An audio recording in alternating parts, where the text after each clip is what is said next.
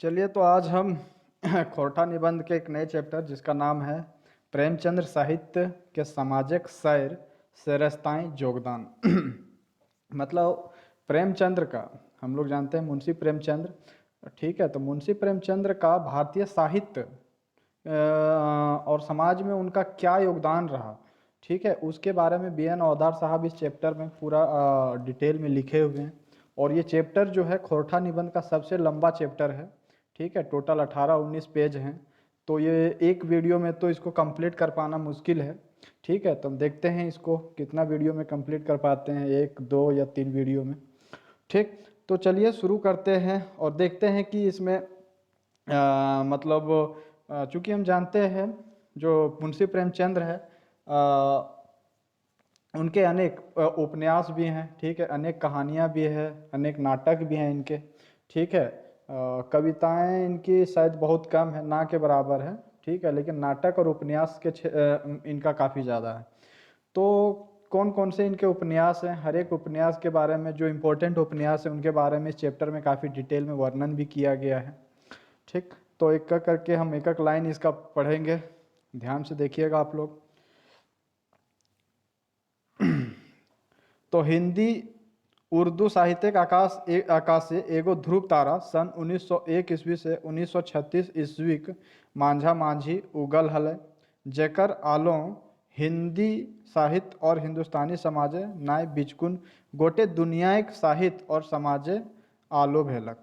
ठीक है, हिंदी और उर्दू साहित्य की हम यदि बात करें तो हिंदी और उर्दू साहित्य में एक ध्रुव तारा 1901 ईस्वी से 1936 ईस्वी तक उगा मतलब उसका क्या कहते हैं, ये उगता है ध्रुव तारा 1901 से 1936 ईस्वी के बीच में। मतलब इनका योगदान जो हिंदी और उर्दू, ना केवल हिंदी में बल्कि उर्दू में भी इनका काफ़ी ज़्यादा योगदान रहता है। ठीक है, और जकर आलोम मतलब जिसके प्रकाश में हिंदी ना केवल हिंदी साहित्य, ठीक है, जो हिंदी साहित्य है ना केवल केवल हिंदुस्तान में बल्कि पूरा दुनिया में ये अपना मतलब रोशन को फैलाया। ठीक है, रोशनी को फैलाया। ये नाम जज का हुब कर साहित्यकार एक नाम रहे प्रेमचंद्र। और उसका नाम क्या था, तो नाम है उनका क्या है, प्रेमचंद्र, जिसने ना केवल हिंदी साहित्य में बल्कि उर्दू साहित्य में भी काफ़ी ज़्यादा योगदान दिया। और इनके द्वारा लिखित जो कहानियाँ उपन्यास है, ना केवल इंडिया के लोग बल्कि विदेश के लोग भी इनकी कहानी कविताएं ये कहानी उपन्यास नाटक ये सब पढ़ा करते हैं। ठीक है, तो काफ़ी ज़्यादा योगदान इनका हिंदी साहित्य और उर्दू के साहित्य में रहा। और ख़ास करके कब से कब तक, 1901 ईस्वी से 1936 ईस्वी के बीच में। एकर जन्म 1880 ईस्वी बनारस पासी लम्ही नामे गांव भेल रहन। तो प्रेमचंद्र का जन्म कब होता है, तो 1880 ईस्वी में बनारस के बनारस के पास में कौन सा गांव है, एक लम्ही गांव है। गांव का नाम ध्यान रखिएगा आप लोग, लम्ही गांव, वहाँ पे इनका जन्म होता है। एकर असली नाम धनपत राय रहन, मकिन प्रेमचंद्र नौठा नामे साहित्य लिखा हलथिन। ठीक है, अब ये जो इनका असली नाम है आप लोग ध्यान रखिएगा, ये जीएस का भी क्वेश्चन बनता है। जैसे कि हमारा जब एनटीपीसी का एग्जाम था तो इसमें ये क्वेश्चन पूछा गया था कि मुंशी प्रेमचंद्र का जो वास्तविक नाम था, वो असली नाम जो था वो क्या था। तो ध्यान रखिएगा आप लोग, जीएस में भी आप लोग को काम आएगा धनपत राय। ठीक है, लेकिन ये जो साहित्य लिखा करते थे धनपत राय के नाम से नहीं बल्कि मुंशी प्रेमचंद्र के नाम से लिखा करते थे। ठीक है, आगे प्रेमचंद्र आपन 56 बछरक जिंदगी मध्य लगायत 30 बछर तक अपन रचना संसारिक सृजन करते रहला। ठीक है, इनकी जिंदगी कितने साल की रही, तो 56 साल की इनकी जिंदगी रही। और तो 56 साल की इनकी जो जिंदगी थी उसमें 30 बछर तक रचना संसारिक सृजन करते रहला। 30 साल ये क्या किया अपना मतलब संसार के लिए ये साहित्य लिखने में अपना जिंदगी बिताए। ई मांझा मांझी प्रेमचंद्र मोटा मोटी 300 कहानी और गोठ दर्जनों ले बेसी उपन्यास लिखला। तो जो 30 साल जो अपना लिखने में टाइम दिए, हिंदी साहित्य और उर्दू साहित्य को जो अपना टाइम दिए, इस बीच में उन्होंने टोटल 300 कहानियाँ लिखी और दर्जनों उपन्यास भी लिखे। ठीक है, दर्जनों से भी ज्यादा।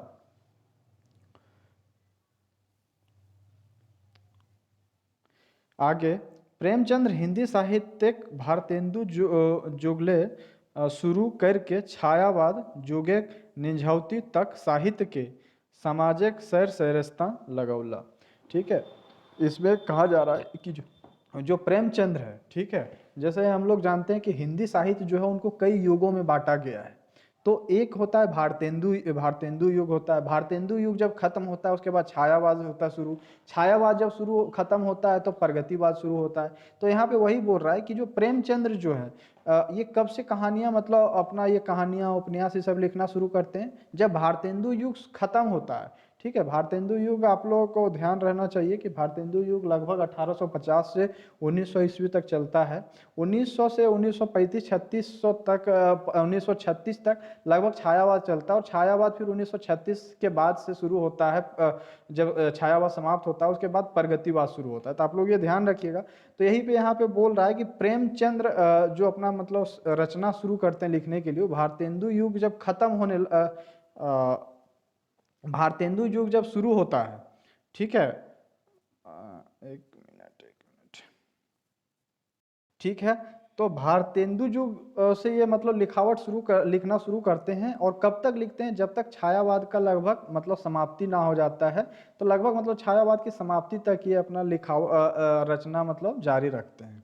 ठीक है, और इस समाज के सैर कराइक सरेस्ता टा प्रेमचंद्र पाछू तो भेले आरो ओजोर 1936 ईस्वी भारतीय प्रगतिशील लेखक संघ के अध्यक्ष रहते तखन वो बोलले रहते। ठीक है, 1936 ईस्वी में भारत जो ये प्रगतिवाद जो शुरू होता है, ठीक है, हिंदी साहित्य का जो प्रगति काल जो शुरू होता है, उसी 1936 ईस्वी में प्रगतिशील लेखक संघ का एक मीटिंग होता है। ठीक है, उसके ये अध्यक्ष चुने जाते हैं उस टाइम।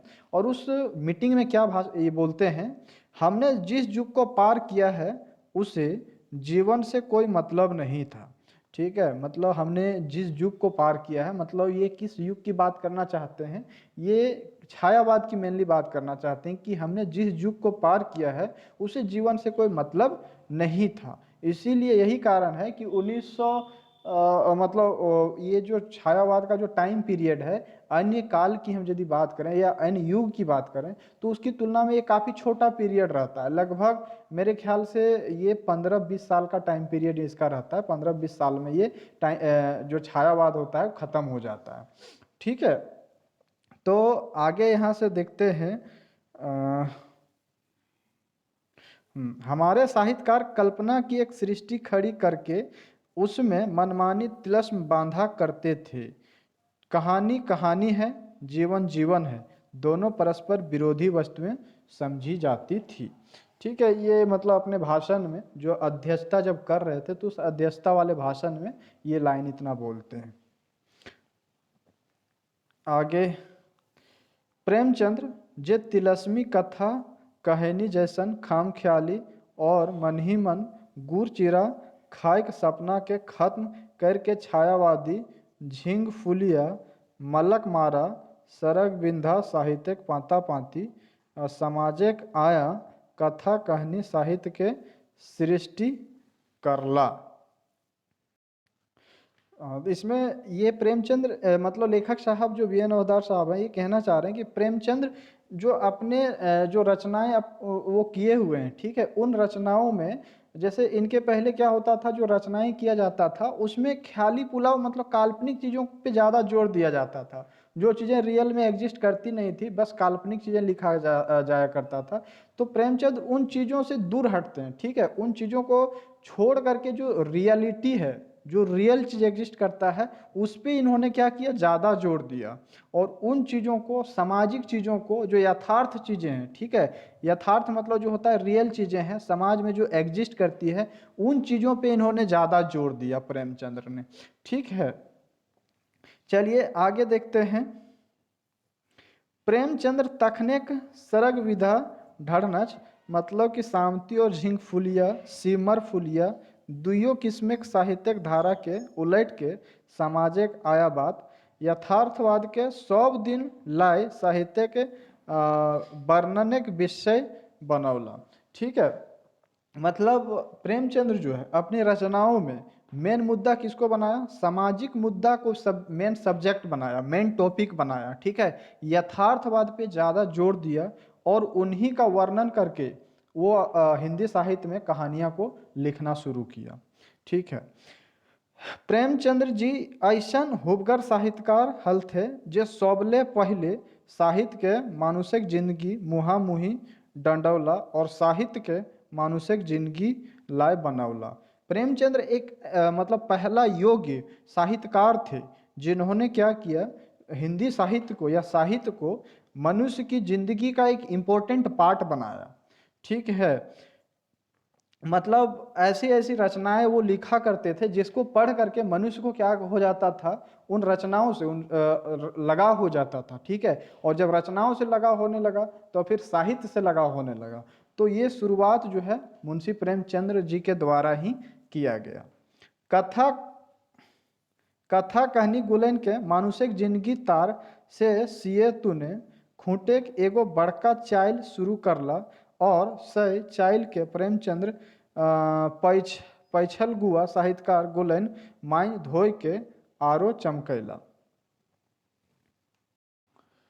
हाँ, प्रेमचंद्र जो मतलब कहानियां लिखा करते थे, रचनाएं जो किया करते थे, ठीक है, उन रचनाओं में एक नई परंपरा शुरू की ताकि उन रचनाओं को मनुष्य की जिंदगी से जोड़ा जा सके, मनुष्य का लगाव उन साहित्य से ज़्यादा बढ़ाया जा सके। इसके लिए एक नई परंपरा शुरू की है। ठीक है, और प्रेमचंद्र के बाद जितने भी साहित्यकार आए उसको उस परंपरा को और ज़्यादा चमकाने में और बढ़िया रूप देने में बहुत ज़्यादा योगदान निभाए और उसी परंपरा को धीरे धीरे और ज़्यादा आगे बढ़ाया गया। जो परंपरा किसने शुरू किया था, मुंशी प्रेमचंद्र ने शुरू किया था।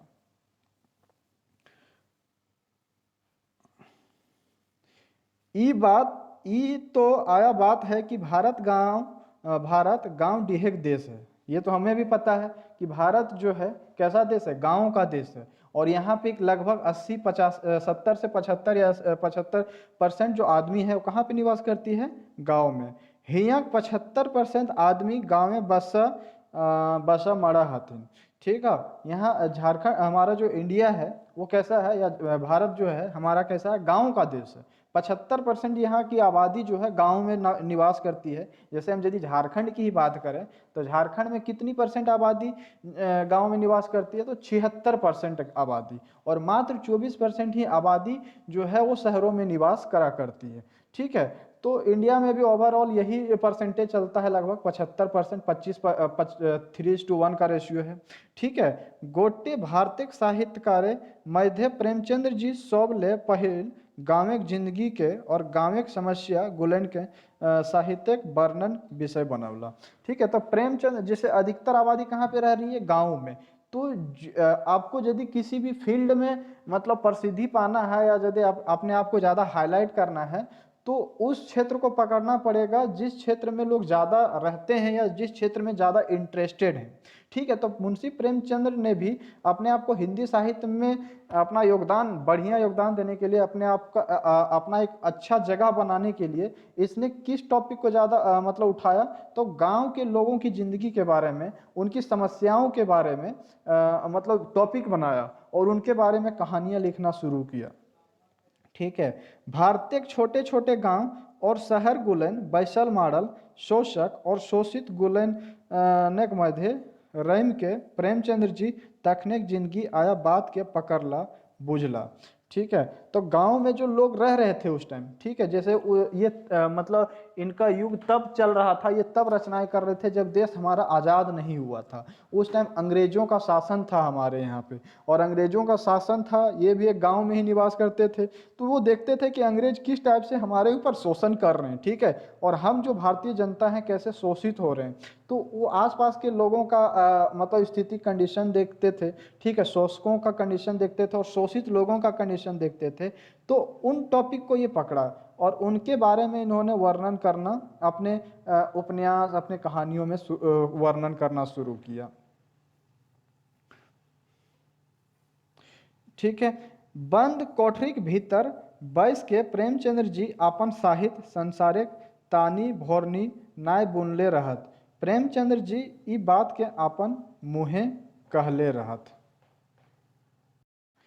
बंद कोठरी के भीतर, मतलब इसका कहने का मतलब ये है कि प्रेमचंद्र जी जो रचनाएं गांव के बारे में लिखा करते थे, वो ऐसा नहीं है कि एक बंद कोठरी में बैठ करके और वो अनुमान के तौर पे लिखा करते थे कि गांव के लोगों के साथ कैसा अत्याचार हो रहा होगा अंग्रेजों के द्वारा, कैसा शोषण हो रहा होगा उसके ऊपर। ऐसा नहीं है, वो चीज़ों को खुद वो सहन मतलब महसूस किए हुए थे, खुद अपनी आंखों से वो देखे थे, महसूस किए थे, तब जाकर के उनकी भावनाओं को, उनके विचारों को मतलब वो सही से लिख पा रहे थे। ठीक है, प्रेमचंद्र जी ये बात के अपन मुँहे कहल रहे थे। ठीक है, यही बात जो है वो अपने मुंह से खुद बोले हुए हैं। क्या बोले हैं प्रेमचंद्र जी, देखते हैं।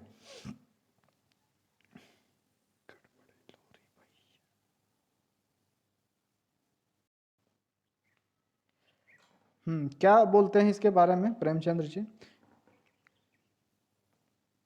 मेरा बचपन गांव में ही बीता और 1907 से 1914 के 7 वर्षों में मैं गांव गांव घूमता रहा। ठीक है, ये बोल रहे हैं कि मेरा जो जिंदगी है वो कहाँ पे बीता है, गांव में बीता। ऐसा नहीं है कि मैं शहर में पैदा हुआ, शहर में ही बढ़ा, नहीं। मेरा जन्म जो है वो गांव में ही, मतलब बचपना जो है वो मेरा गांव में ही बीता है। ठीक है, जन्म कब हुआ था? 1880 में। और 1907 से 14 के 7 वर्षों में वो क्या करते हैं, पूरा गांव गांव घूमते हैं, गांव की दुर्दशा को देखते हैं। ठीक है, गांव के लोगों की दशा को देखते हैं, तब जाकर के इसके अंदर उनके बारे में लिखने की भावना जागृत होती है और सही विचार उनके बारे में प्रकट कर पाते हैं। इसीलिए मुझे किसानों के प्रति आत्मीयता अनुभव होती है, उनके दुख सुख में समरस हो सकता हूँ, इसका भी यही कारण है। ठीक है, 1935 ईस्वी मराठी लेखक के इंटरव्यू देल हलथिन। मतलब ये जो विचार है, मतलब ये अपने बारे में जो प्रेमचंद्र जी बोलते हैं, इनकी जो भावनाएं आती है, जैसे उनको पूछा गया होगा इंटरव्यू में कि आप गांव के बारे में इतनी अच्छी से कैसे, मतलब उनके बारे में, गांव के लोगों के बारे में, गांव के दशा के बारे में आप इतने अच्छे से एक्सप्रेस कैसे कर पाते हैं।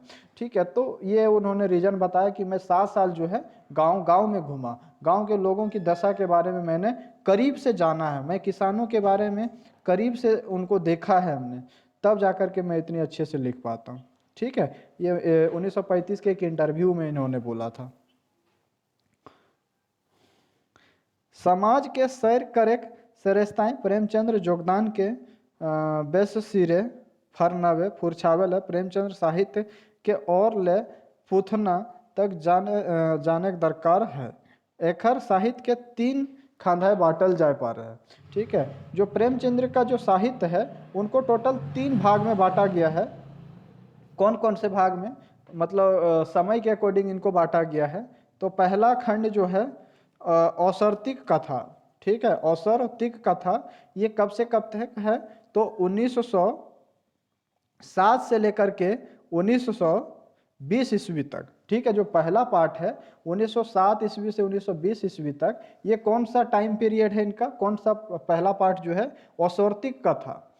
ठीक है, इसके बीच में क्या क्या लिखते हैं कि मांझा मांझी सिरजल जोरल उखरवल कहानी गुलन है, जकर मध्य बड़े घर की बेटी सौत, पंच परमेश्वर, नमक का दरोगा, रानी सारंधा, मर्यादा का वेदी, सेवा सदन, प्रेमाश्रम, आरो आरो। ठीक है, तो 1907 और 1907 से 20 ईस्वी के बीच में ये इनकी इंपॉर्टेंट रचनाएं हैं, जिसमें से आप नमक का दरोगा नाम आपने सुना होगा। ठीक है, सेवा सदन भी आपने नाम सुना होगा, प्रेमाश्रम भी सुना होगा, और कुछ और इम्पोर्टेंट है जैसे कि रानी सारंधा हो गया, बड़े घर की बेटी, सौत, पंच परमेश्वर, ये सब रचनाएं इस दौरान करी गई थी। तो आप लोग नाम याद रखिएगा, हो सकता है आपको ऑप्शन में पूछ दे कि इनमें से कौन कौन सी रचनाएं पहली जो प्रेमचंद्र का जो पहला टाइम पीरियड है जिसको हम कहते हैं औसर्तिक कथा के दौरान लिखी गई थी। ठीक है, और एक कहानी कथा गुलैन प्रेमचंद आपन विश्वास और आपन आँखी देखल घटना गुलैन के कहानी है के। ठीक है, तो ये सारी जो कहानियां हैं वो ऐसे नहीं रेंडमली काल्पनिक तरीके से नहीं लिखा गया, बल्कि अपनी आंखों से देखी हुई घटनाओं के बारे में इनमें वर्णन किया गया है। ठीक है, नमक दरोगा के बारे में हम लोग आगे थोड़ा देखेंगे, इसके बारे में तो इसमें चर्चा भी किया हुआ है कि एक नमक का दरोगा जो कहानी है वो किस चीज पे आधारित है। ठीक है, आगे देखते हैं। और घूरी की कहानी कथा गुलन संजोग और माया घूरा हृदय पर पैर बर्तन ता सोबले बेसी पावा है। ठीक है, संगे संगे ऐतिहासिक मुंधन माचा लय के हुबा और बलिदाने की कहानी और सर जमींदारे के लोझड़ लीलक कथा पावा है। तो इस जो पहला जो टाइम पीरियड है 1907 से 20 ईस्वी के बीच में, इस दौरान ये सारी कहानियां इसमें लिखी जाती है, जिसकी मुख्य विशेषताएं होती है क्या कि वो जो गांव गांव में घूमते हैं तो वहाँ का दुर्दशा देख करके मुंशी प्रेमचंद्र जी का कैसे हृदय परिवर्तन होता है। ठीक है, तो उन चीज़ों से पे आधारित कुछ कहानियाँ इसमें लिखी गई हैं, और कुछ कहानियों में तो बलिदान की कहानियाँ हैं और जमींदारी व्यवस्था के बारे में कि उस टाइम कैसे जो जमींदार लोग हैं वो किसानों को क्या करते थे, किसानों का शोषण किया करते थे। खेती करता था किसान, और उसमें से अधिकतर जो उपज होता था कौन ले लेता था, जमींदार लेता था। तो कैसे किसानों के साथ शोषण हुआ करता था, इन चीज़ों के बारे में इसमें जो पहला पार्ट है मुंशी प्रेमचंद्र की इन रचनाओं में ये सारी विशेषताएं पाई जाती है। आगे हम लोग देखते हैं दूसरा जो टाइम पीरियड है क्या है, मांझा मांझी बैराग कहनी। 1920 से 1930 के मांझा मांझी जोरल ओखरवल साहित्यिक मध्य समर यात्रा दुस्साहस शतरंज के खिलाड़ी मुक्ति मार्ग वज्रपात माता का हृदय सबा शेर गेहूं रंगभूमि गबन आरो आरो है। ठीक है, तो 1920 और उससे 30 ईस्वी के बीच में जो मुख्य रूप से रचनाएं इनके द्वारा की जाती है उनमें से कौन कौन है, समर यात्रा, दूसरा दुस्साहस, शतरंज के खिलाड़ी, ये तो काफ़ी मतलब इनका इम्पोर्टेंट उपन्यास है, काफ़ी फेमस उपन्यास भी रहा है। ठीक है, तो ये आप लोग नाम सुने होंगे। मुक्ति मार्ग, वज्रपात, माता का हृदय, सवा सिर गेहूं, फिर नेक्स्ट हमारा रंगभूमि, ये भी नाम आपने सुना होगा, और गबन। ये काफ़ी ज़्यादा मतलब इम्पोर्टेंट रचनाएं जो 1920 से 30 ईस्वी के दौरान करी जाती हैं। ई बैर के प्राय बेसी कथा कहानियन भारतीय आज़ादी लड़ाई के चर्चा टा विषय पावा है।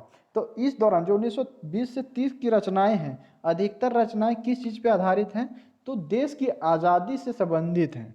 ठीक है, देश की आज़ादी के लिए जो उस समय के लोग लड़ाइयाँ कर रहे थे, संघर्ष कर रहे थे, उसके बारे में इसमें ज़्यादा चर्चाएं पाई जा रही हैं, मतलब इस टाइम की रचनाओं में ज़्यादा मिलती हैं।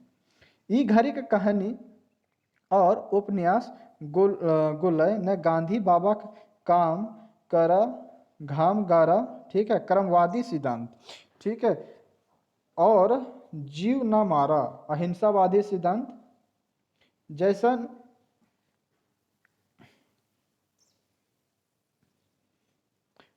बोर्ड बैनिया चाइल के रंग आलो बेस तर पावा है। क्योंकि उस टाइम जो ये 1920 से 30 ईस्वी का जो टाइम पीरियड है, मान के हम लोग तो जानते हैं कि गांधी जी का जो टाइम पीरियड शुरू हो जाता है भारत की आज़ादी में 1917 से ही शुरू हो जाती है, चंपारण आंदोलन से। ठीक है, तो 1920 से 30 का भी जो दौर होता है वो गांधी जी का ही दौर होता है।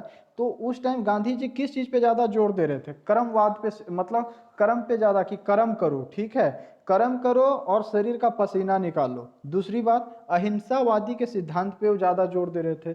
तो प्रेमचंद्र जो एक अलग कोई किस्म के थे नहीं, वो भी तो गांधी जी से काफ़ी ज़्यादा प्रेरित थे। ठीक है, तो जिस चीज़ पे गांधी जी जोर दे रहे थे उसी चीज़ पे हमारे जो मुंशी प्रेमचंद्र जी हैं वो भी जोर दे रहे थे। तो इस टाइम की रचनाओं में कर्मवादी सिद्धांत और अहिंसावादी सिद्धांत जो है, दो विशेषताएं काफ़ी ज़्यादा इसमें देखने को मिलती हैं। ठीक है, चलिए आगे देखते हैं तीसरा भाग, जो इसका तीसरा दौर शुरू होता है, क्या है, पुथना बैराग कहानी।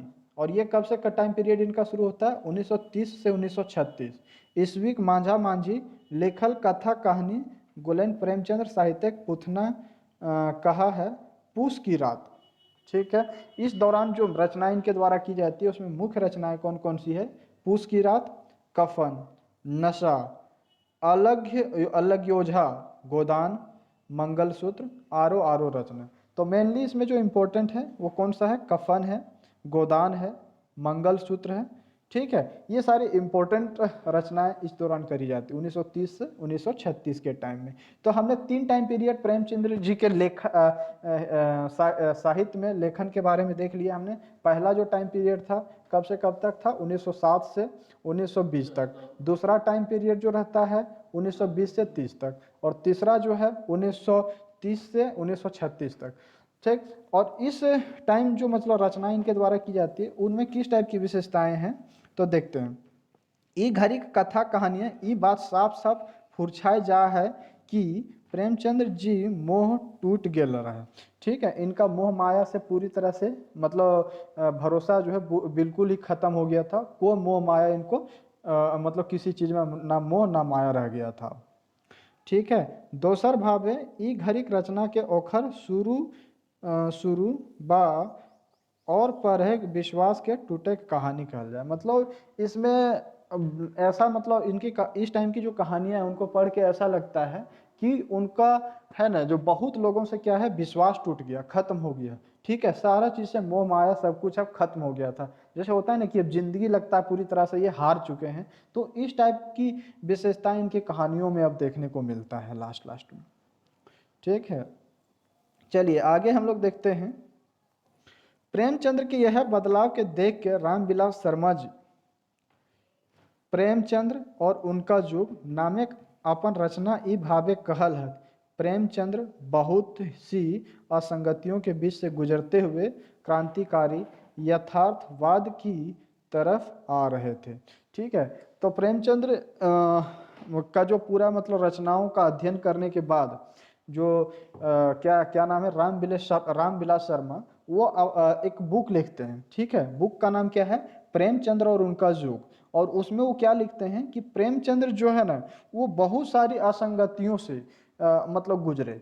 ठीक है, और बहुत सारी असंगतियों से गुजरते हुए क्रांतिकारी यथार्थवाद की तरफ अपने आप को काफी ज्यादा झोंक दिए। ठीक है, और काफी उनका झुकाव जो हो गया अंतिम दौर तक क्रांतिकारी गतिविधियों में काफी या क्रांतिकारी यथार्थवाद की तरफ ज्यादा हो गया था। एक ऐसे यथार्थ की तरफ जो जीवन का सही चित्र देते हुए पाठक में अपने जीवन की परिस्थितियों को बदलने की एक नई जनवादी और स्वाधीन जीवन निर्माण की प्रेरणा भी दे। ठीक है, तो लास्ट में ये चूंकि देश उस टाइम आज़ादी के लिए संघर्ष कर रहा था, तो इनकी जो रचनाएं थी लास्ट वाली जो रचनाएं थी वो क्रांतिकारी विचारधारा की ओर काफी ज्यादा मतलब अग्रसर हो चुका था। ये लोगों को आजादी के लिए मोटिवेट इनकी रचनाएं काफी ज्यादा करने लगी थी। अब आगे हम लोग देखते हैं प्रेमचंद्र जी रचनाएं इनके सिलसिलेवार मतलब लगातार विकास से ई बात फरनाए व फुरछा जा है कि काना पतियारी अंधविश्वासी जिसको हम कहते हैं रूढ़िवादी ना हल थी।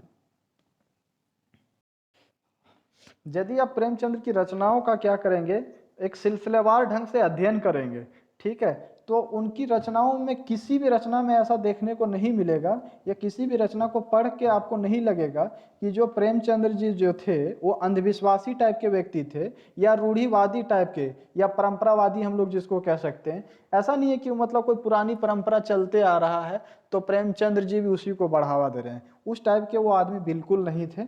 ठीक है, वो यदि मतलब आधुनिकता को ज़्यादा बढ़ावा मतलब देने वाले व्यक्ति थे, रूढ़िवादी टाइप के व्यक्ति वो बिल्कुल भी नहीं थे। जैसन युग तैसन चाल और विचार होवे चाहिए बा जने के हवा बोहे तने पीठ ओढ़ा कहावते तैर जुगे के अनुसार अपन विचार बदलते गेला और आगू बढ़ते गेला। ठीक है, मतलब जैसा समय है तो समय के अनुसार अपने आप को बदलना चाहिए, इस विचार को ज़्यादा बढ़ावा देते थे। कौन? मुंशी प्रेमचंद्र जी। जिधर का हवा चल रहा है उसके उसी के डायरेक्शन में हमें नहीं चलना चाहिए, बल्कि जिधर का हवा चल रहा है उसके तरफ पीठ कर दो और हवा के साथ बहते चलो। ठीक है, इस विचार पे इस कहावत को मुंशी प्रेमचंद्र जी अपने लाइफ में काफ़ी ज़्यादा बढ़ावा दिए। और उसी टाइप से वो क्या करते गए, अपने जीवन में आगे बढ़ते गए। उ आपन विश्वास, आस्था, धारणा गुलेन के आपन ही जज लेखे तौली माजी के भयारले गेला, जेटा बेस बुझलन तकरा राखला और जेटा जुगले बाहर बा पाछुक बुझलन बा जिंदगी आया पतियार ले फर्क बुझल थी तकरा छोड़ ले गेला। ठीक है, तो उन्हें जिंदगी में जिन बहुत सारी चीज़ों का उन्हें सामना करना पड़ा। ठीक है, बहुत सारे गुण को उनके लाइफ में बहुत सारे बहुत रीति रिवाज तरीके आए। ठीक है, तो जो चीज़ उनको अच्छा लगा, ठीक है, जो आस्था या धारणा या विश्वास जो उनको अच्छा लगा, उनको अपने लाइफ में परमानेंट हिस्सा बना दिए। ठीक है, और परमानेंटली उसको क्या कर लिए, अपने जीवन में अपना लिए या उतार लिए। और जो चीज़ें उनको अच्छा नहीं लगा या उससे किसी टाइप का उनको नुकसान हुआ, उन चीज़ों को छोड़ते हुए, उनको पीछे छोड़ते हुए फिर उनको आगे वो बढ़ते गए अपने लाइफ में। ऐसन हिमतेक काम बिरले साहित्यकारे पावल जाए। ठीक है, पुनरुत्थान सुधारवादी आंदोलन से लय के गांधीवादी विचार तक और राष्ट्रवादी पूंजीवाद से वैज्ञानिक समाजवाद के मार्फत वर्गहीन समाज, क्लासलेस सोसाइटी और क्रांति के सपना तक प्रेमचंद्र जी विचारक एगो खूब ढांगा और ओसार डहर के नापले रहत। यहाँ से चलिए, तो इनका जो साहित्य है, ठीक है, तो इनका साहित्य में पुनरुत्थान सुधारवादी आंदोलन से लेकर के गांधीवादी विचार, सभी टाइप के विचार इनके रचनाओं में मिलते हैं।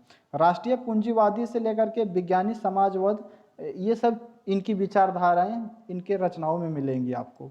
ठीक है, वर्गहीन समाज और क्रांति के सपना तक प्रेमचंद्र जी विचारक एगो खूब ढांगा और ओसार डहर के नापले रहत।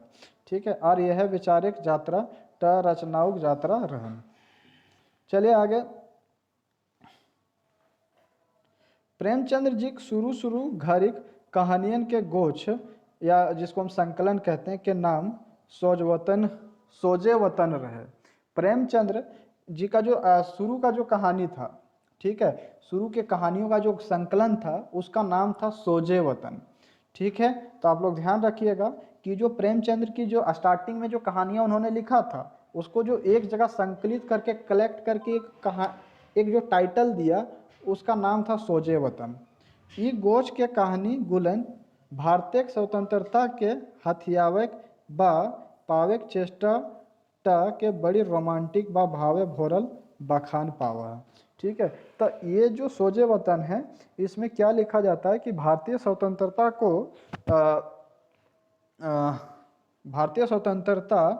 को पाने की चेष्टा जो है, उसको रोमांटिक तरीके से इसमें क्या किया गया है, बखान किया गया है। ई कहानियन देखवल गेल है जे स्वतंत्रता सब ले बड़का चीज लागे। ठीक है, इन जो कहानियां हैं सोजे वतन, इसमें जितनी भी कहानियां लिखी गई है, उसमें मेनली ये दिखाया गया है कि भारतीय मतलब लोग जो हैं, वो अपनी स्वतंत्रता को पाने के लिए मतलब पाने की जो चेष्टा है, उन चेष्टा को एक रोमांटिक तरीके से दिखाया गया है। ठीक है, तथा इसमें ये भी क्लियर होता है इन कहानियों को पढ़ करके कि स्वतंत्रता जो है वो सबसे बड़ी चीज है, और सईटा जिंदगी लक्ष्य और तकर खातिर प्राण देनेटा सबले सोपट काम हके। ठीक है, और इसको पाने के लिए जो लोगों की जो इच्छा है, यहाँ तक कि इसको ये आज़ादी, अपनी आज़ादी को पाने के लिए लोग जो हैं अपनी जान देने को भी तैयार हैं। ठीक है ना, ये मतलब देश की आज़ादी के लिए, अपनी स्वतंत्रता के लिए अपना प्राण देना भी सबसे बढ़िया काम समझते हैं लोग, भारत के लोग। ये चीज़ को दिखाया गया है किसमें, सोजे वतन में।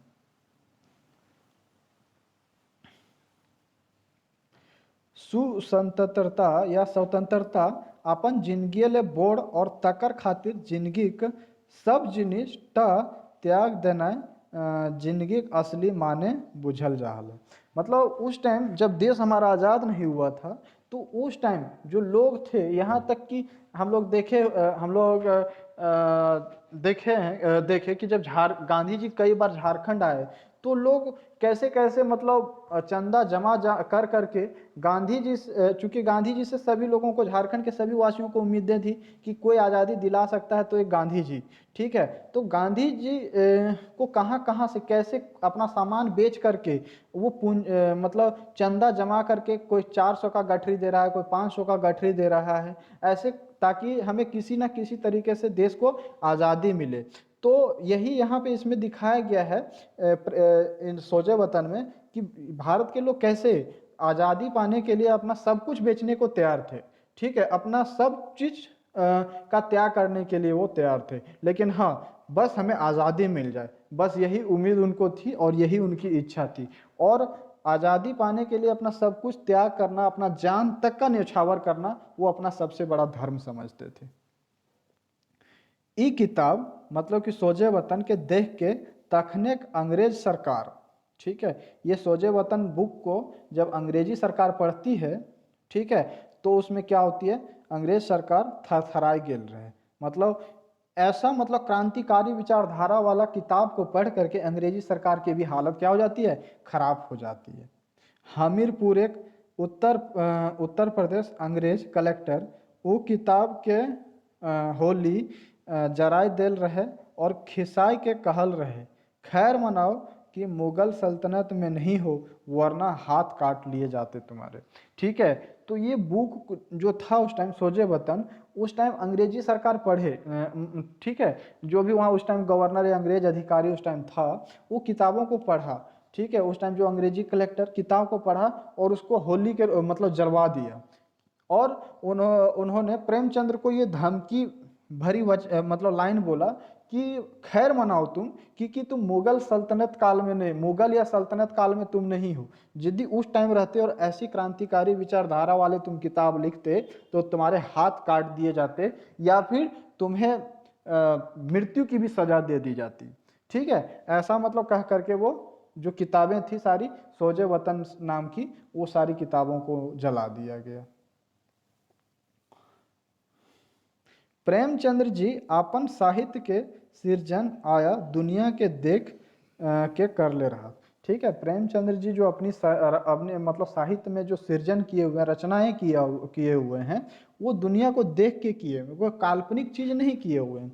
ठीक है, शैल ओखर साहित्य तकनीक सामाजिक हालत और दुख दर्द कहानी पावा है, इसीलिए उनकी कहानियों में उस टाइम की जो समाज थी, उस टाइम की जो समाज थी, उसकी हालत थी, उसकी स्थिति थी, उसकी दुख दर्द थी, उसकी कहानियां इसमें पाई जाती हैं। तखनिक समाजे अन्याय और शोषण के जे बली रहे तकर ऊपर प्रेमचंद्र जी नाराजगी टा साफ साफ झलके रहे। मतलब उस टाइम जो समाज में अन्याय हो रहा था, शोषण हो रहा था, लोगों के ऊपर जबरदस्ती जो चीजें हो रही थी, ठीक है, उनके ऊपर अत्याचार जो हो रहा था, वो चीजें इनकी रचनाओं में साफ साफ झलकती है। और उनके प्रति जो प्रेमचंद्र जी नाराजगी जो थी, अब डायरेक्टली उतनी फिजिकली स्ट्रांग प्रेमचंद्र जी थे नहीं कि कुछ क्रांतिकारी मतलब फिजिकली कुछ क्रांतिकारी रूप दिखाते अपना। ठीक है, तो वो कलम के माध्यम से लोगों में क्रांतिकारी भावना भरने की कोशिश करते थे और उन जो शोषक प्रवृत्ति के लोग थे उनका विरोध अपने कलम के माध्यम से, अपने साहित्य के माध्यम से किया करते थे। ठीक है, आगे आर तकर समाधान प्रेमचंद्र जी अपन तरीका देखवल हत। ठीक है, मतलब रचनाओं के माध्यम से उन शोषकों का कैसे मतलब कैसे शोषकों का विरोध किया जाए, वो सॉल्यूशन वो रचनाओं के माध्यम से, अपनी रचनाओं के माध्यम से लोगों को दिया करते थे। सै घारिक एगो नाम जैजका कहानी है नमक का दरोगा। तो उसी टाइम की एक रचना है, क्या है उस रचना का नाम, नमक का दरोगा। चलिए आगे हम लोग इसमें नमक के दरोगा में क्या कहानी है उसको दिखाया गया है, वो आगे हम लोग पढ़ेंगे इसको। ठीक, ई कहानिक नायक बंशीधर के कहानिक कहलनायक ओली अलोपोदीन 1 लाख रुपया घूस दिए खोजा है अपन इज्जत बचवे खातिर।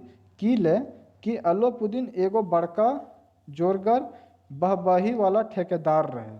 ठीक है। तो इसमें जो मुख्य नायक हैं नमक के दरोगा में वो कौन है? बंशीधर हैं। और खलनायक कौन है? अल्लोपुदीन। तो अल्लोपुदीन जो है वो क्या करता है?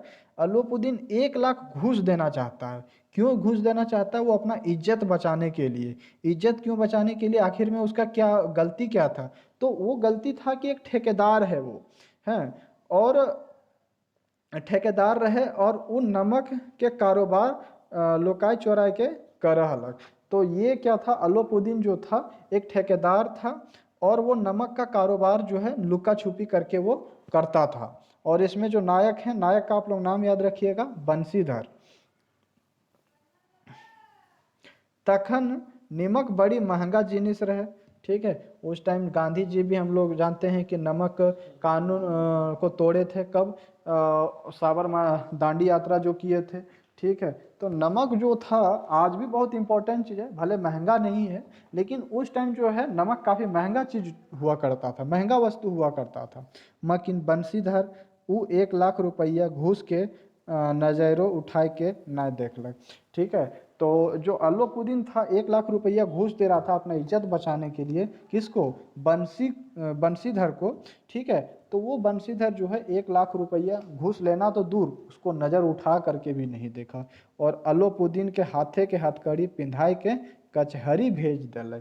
ठीक है, और उसको क्या कर देता है? जेल भेज देता है। वो बंशीधर ई बात के बेस भावे बुझे हलक कि अल्लोपुदीन बहुत बोड़ आदमी, बड़का सोर्स वाला हक है, बड़का बड़का साहेब सुबह ठीन उठन बैठन है, तैयो बंशीधर कटको डरेलक नहीं। ठीक है, मतलब बंशीधर को पता था कि जो अल्लोपुदीन है ना एक बहुत बड़ा आदमी है, बहुत बड़ा बिजनेस मैन है। ठीक है, एक बहुत बड़ा सोर्स वाला, उसकी पहुंच काफ़ी बड़े बड़े लोगों तक इसकी पहुंच है। फिर भी उससे डरा नहीं, थोड़ा भी उससे डरा नहीं। ठीक है, और नाय डरलक, कटको नाय डरलक कि ले कि ओकर ठीन ईमानदारी के एगो बड़का ढाल रहे। उ कटको अपन कर्तव्य से टस से मस ना भेलक। ठीक है, सब कुछ उसको पता था। अल्लोपुदीन का सारा असलियत पता था कि वो कितना बड़ा, वो एक मतलब क्रिमिनल टाइप का भी उसका नेचर है, बड़े बड़े लोगों से पहुंच है, कभी भी उसको मरवा सकता है। फिर भी वो डरा नहीं, क्योंकि उसके पास एक ढाल था और उस ढाल का नाम था ईमानदारी का ढाल। और उसी को ढाल बना करके वो अपना कर्तव्य निभाता रहा वो। ठीक है, मकिन अल्लोपुदीन तो अजगर बोने बाग रहे। ठीक है, इस आघात वन के सिंह थे। ठीक, मतलब ये जो अल्लोपुदीन थे वो क्या थे? जंगल के राजा समझ लीजिए आप। वो जंगल का राजा कौन होता है? बाघ। तो वो जो एरिया था उसका वो बाघ था वो।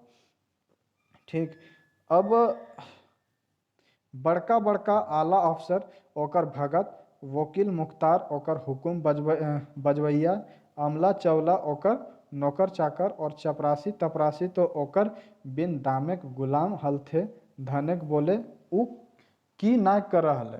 ठीक है, ठीक है, उसको जेल तो भेज दिया, लेकिन ऐसा थोड़ा मतलब अब वो था बड़ा पहुंच वाला आदमी था। ठीक है, सारा पुलिस ऑफिसर भी उसका अमचा चमचा। ठीक है, बड़े बड़े नेताओं से उसकी तो कितना दिन उसको भला उसको जेल में रखा जा सकता था? ठीक है, तो ज़्यादा दिन तक उसको जेल में रखा उखा शायद नहीं जा सका होगा। ठीक है, चपरासी तपरासी सब जो है बिना मतलब दाम के भी उसके यहाँ पे क्या करने के लिए? गुलामी, बस उसके पास रहने के लिए, बिना पैसा का भी रहने के लिए तैयार रहता था। इतना ज़्यादा मतलब उसका पहुँच था। चलो, तो आगे अब जेल तो उसका भेज दिया। अब जेल जब भी आदमी को जाता है तो उसके पहले क्या होता है? चार्जशीट फाइल होता है, तो उसके ऊपर फिर सुनवाई होता है, तब जा करके भले कितनों बड़ा आदमी रहे, भले 2-3 दिन में छूट जाए, 3-4 दिन में छूट जाए, लेकिन जो प्रोसेस है वो प्रोसेस के थ्रू ही होता है। तो क्या हुआ? केस मुकदमा भेलक, अदालत अल्लोपुदीन के बाइज्जत रिहाई कर छोड़ दे रहे। क्या पहुँच वाला आदमी है। ठीक है, वकील वकील जज वज से भी इसकी मतलब अच्छा पहुंच था वहाँ तक भी। ठीक है, तो सबूत नहीं मिल पाने के बाद क्या होता है? कोई भी छूट जाता है। और जब जिसके पास पैसा होता है सबूत को भी आसानी से दबा देते हैं। ठीक है, और सबूत के अभाव में क्या कर दिया गया? मान के चलो इसको क्या, अल्लोपुदीन को बाइज्जत, इज्जत के साथ रिहा कर दिया गया। सारा जो इसके ऊपर बंशीधर के द्वारा जो आरोप लगाया गया था वो आरोप क्या कर दिया गया? आरोप से बरी कर दिया गया। और क्या होता है? उल्टा बंशीधर दरोगा नौकरी से डिसमिस भेजा है। और बंशीधर जो एक दरोगा के पद पे था वो उसको क्या कर दिया जाता है? दरोगा के पद से मतलब उसको हटा दिया जाता है, उसका नौकरी से उसको डिसमिस कर दिया जाता है। कहनी जोदी हिये सिराय जेतलक तैयो काम चल जेतलक मकिन प्रेमचंद्र के तखन ई बात स्वीकार न रहन। ठीक है, कहानी यहाँ पे जो दिखा था, चलो अल्लोपुदीन जो है जेल से छूट गया, बंशीधर को नौकरी से निकाल दिया गया, यहाँ कहानी खत्म हो जाता, चलो कोई बात नहीं। लेकिन यहाँ भी उस टाइम जो प्रेमचंद्र भी एक क्रांतिकारी विचारधारा के व्यक्ति थे, तो यहाँ वो रुके नहीं, यहाँ से वो आगे फिर कहानी कैसे बढ़ता है चलिए देखते हैं। उनकर विचार रहन कि पैत आदमी के भीतरे बेस और बेकार दो किस्म के आदमी बास कर रहे हैं। प्रेमचंद्र जी का विचार, हम सभी का भी विचार यही कि प्रत्येक व्यक्ति के अंदर क्या होता है, दो टाइप के आदमी होते हैं, एक बुरा इंसान, एक अच्छा इंसान। ठीक है, जिस प्रवृत्ति को वो पहचान ले, तो यदि अच्छी प्रवृत्ति वाले को पहचान लिया तो अच्छा आदमी बन जाता है, यदि बुरी प्रवृत्ति को पहचान लिया तो बुरा आदमी बन जाता है। ठीक है, तो प्रेमचंद्र का भी यही विचार था कि प्रत्येक आदमी के अंदर दो किस्म के आदमी बास करते हैं। ठीक है, पैत आदमी भीतरे के बेकार आदमी के मोरवल जाए पा रहे और बेस के जियावल जाए पा रहे।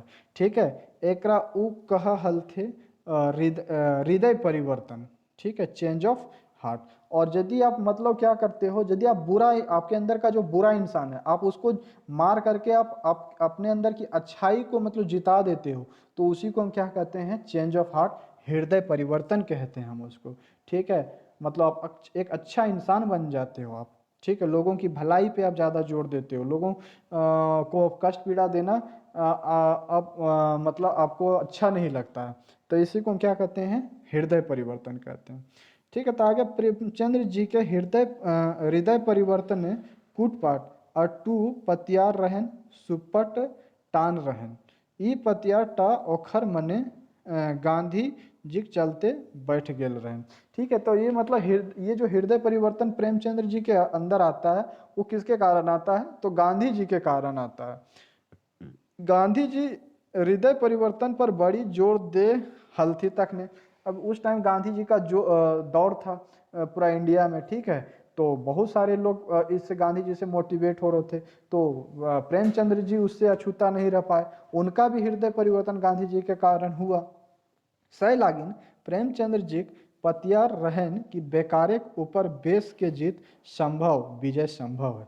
तो इसीलिए प्रेमचंद्र का भी यही विचार था कि देखो, असत्य के ऊपर सत्य का जीत हर जगह संभव हुआ है। ठीक है, आप हम लोग देखते हैं कि दुर्गा पूजा मनाया जाता है, तो उसमें भी, यहाँ तक कि जो भी त्यौहार मनाया जाता है, उसका मुख्य संदेश यही होता है कि सत्य के ऊपर असत्य की जीत। ठीक है ना, तो यहाँ भी गांधी जी से यही प्रेमचंद्र जी सीख लेते हैं कि हर चीज, हर जो बेकार चीज है, उस पर अच्छी चीज का जीत संभव है। चलिए अब आगे देखते हैं।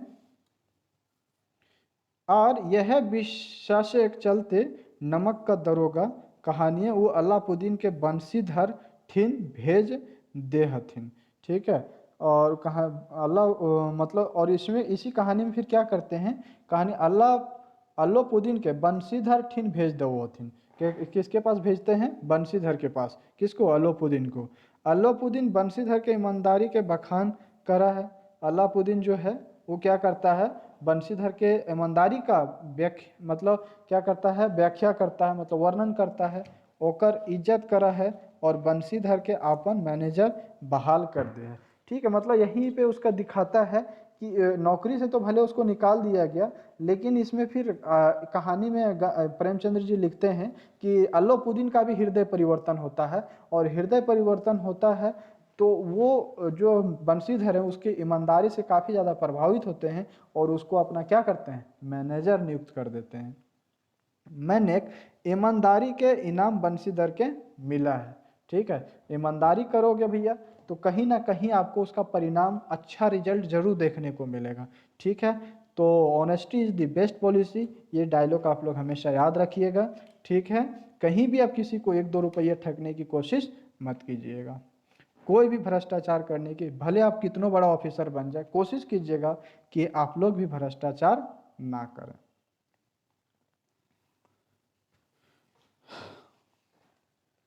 मैंने ईमानदारी का इनाम बंशीधर के मिला है। मैंने नैतिक चेतना टा प्रेमचंद्र जी के कहानी करजी फोक्सी रहे विषि मेरुदंड रहे।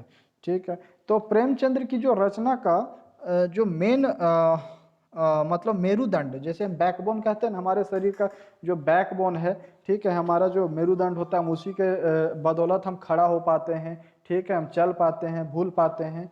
तो उसका जो रचना, प्रेमचंद्र की रचना का जो मेन मतलब जो मेरुदंड था वो क्या था? नैतिक चेतना।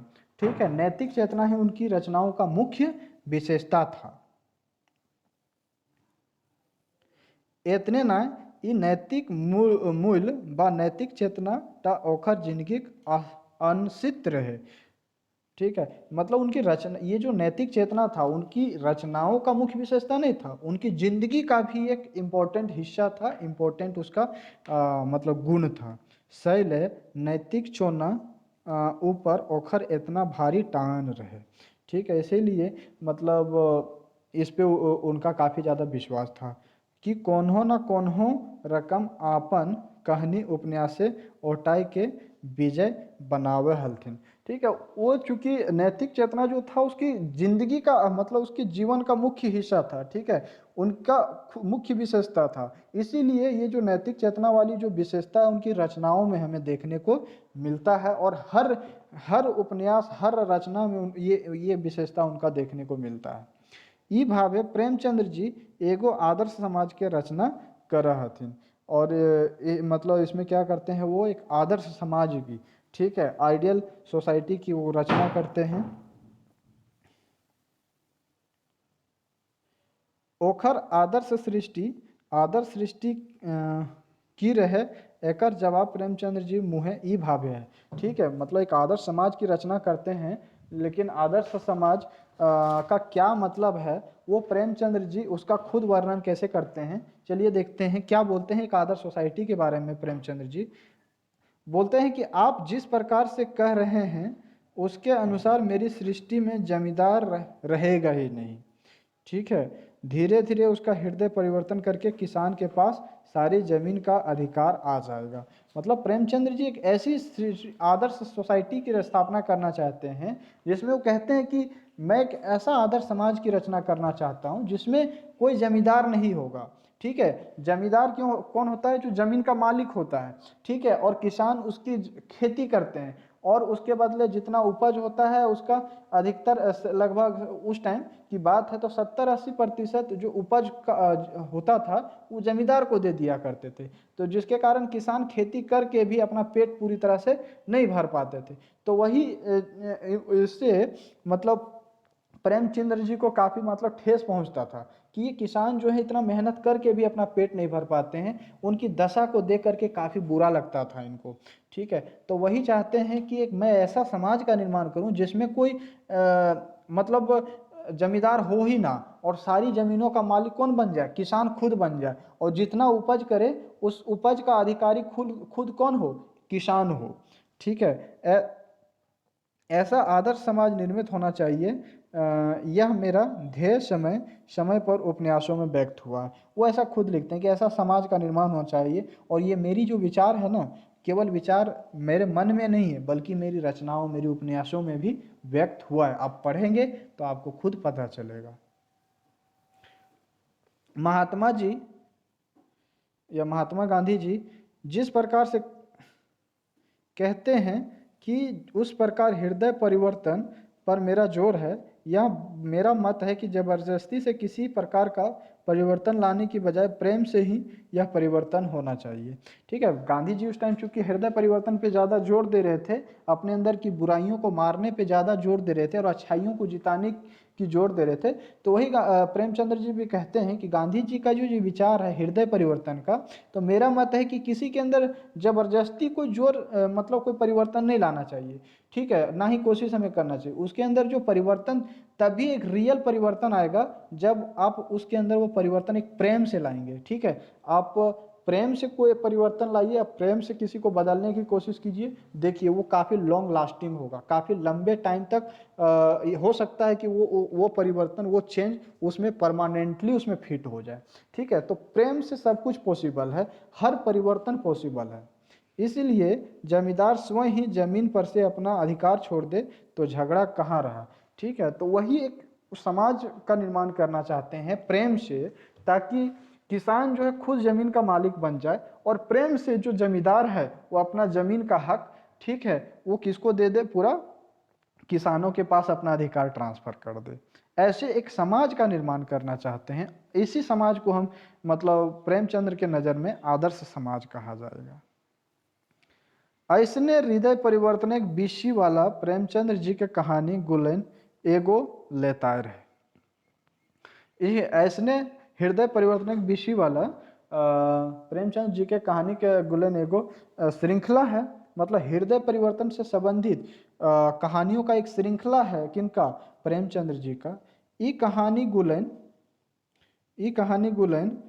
क्या नाम है इनका, कुछ मतलब श्रृंखला है जिसमें से कुछ कहानियों का नाम है, नाम आप लोग ध्यान से सुनिए। सुराइज आंदोलन, ठीक है, सुराइज आंदोलन, संयुक्त पारिवारिक रखा मतलब रक्षा, जमींदारे महाजने धान चक्की पिसाइत गरीब जनता, ठीक है, मतलब जमींदार महाजने धान चक्की पिसाइत गरीब जनता, अंग्रेजी सभ्यता सांस्कृतिक चमके चौंधियाल शहरेक बाबू, किसमिसेक मंचतुरिया लोग, ठीक है, और क्या है,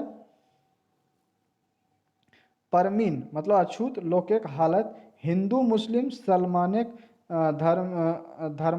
धर्मेक समस्या, हिंदू समाजिक बियाह शादी पैरचल बेड़ाइल चाइल,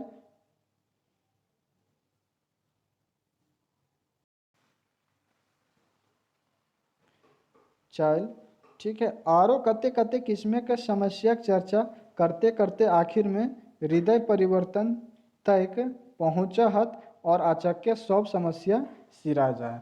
ठीक है, तो जो हृदय परिवर्तन मतलब ऐसा नहीं कि अचानक मतलब किसी का हुआ है, किसी भी जमींदार का, ठीक है, तो उसको एक सीरियल वाइज दिखाया गया है। इनकी कहानियाँ हमें देखने को मिलती है, इनकी रचनाएं हमको देखने को मिलती है, और इसका एक काफ़ी लंबा सीरीज है, उपन्यासों का एक लंबा सीरीज है, जिनमें से कुछ ये का मतलब इसमें चर्चा किया हुआ है। चलिए तो आगे अब देखते हैं लास्ट। मैंने कोनो समस्या ना रहे जाहे हृदय परिवर्तन लागू, ठीक है, तो ऐसे फिर हृदय परिवर्तन फिर इसमें होता है। चलिए आज के लिए इतना ही रखते हैं, क्योंकि काफ़ी ज़्यादा मतलब ये एक हमने शुरू में ही बताया था कि एक वीडियो में कंप्लीट कर पाना काफ़ी मुश्किल होगा। 1 घंटे लगभग हमारा हो चुका है। अब इसका हम लोग नेक्स्ट पार्ट कल देखेंगे। ठीक है, आज के लिए इतना ही, थैंक यू।